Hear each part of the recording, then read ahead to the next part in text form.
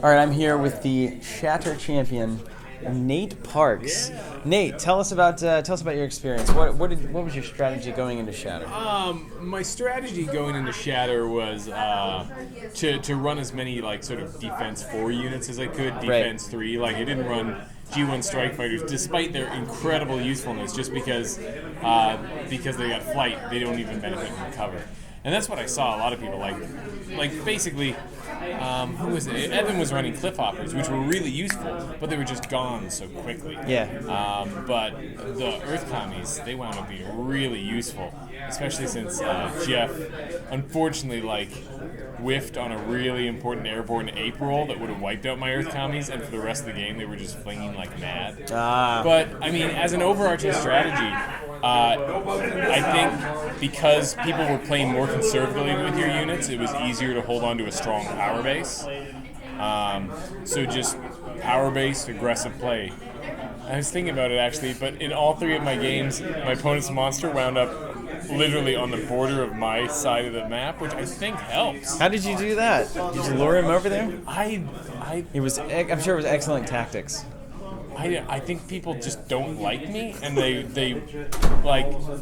want to see me destroyed so much that it overwhelms their normal sense of restraint. They're like, I know this is a bad idea, but I hate him. So what monster did you use? I used Tectomoc, a Mega Tectomoc. Was that the right choice, you think? You know, I haven't played with him a lot, and I had a lot of fun playing with him. I wound up, I think at least twice playing against Bilal. Alpha Tectomoc beat backing Zizarax into himself, so I was taking 2 points of damage from for Spire, every hit. right? Yeah. So I was just every turn I was trading 2 points of damage for 2 points of damage. But that was pretty. He's a really great monster. He gets power dice really well, and he's got a neat bag of tricks. So what was your overall favorite thing about Shatter? Any advice or anything that you could give to people who are considering the format? My overall favorite thing about Shatter is it just changed the way you look at units, because instead of thinking units are sort of a one-off thing that you're going to recycle every turn, and you send out things and they get shot and you just respawn them your next turn, it's more like you only get to spawn this thing once, so you play a little more conservatively. And for example, in my first game, I spawned Tornadus very first turn, used him for disrupt, he's gone.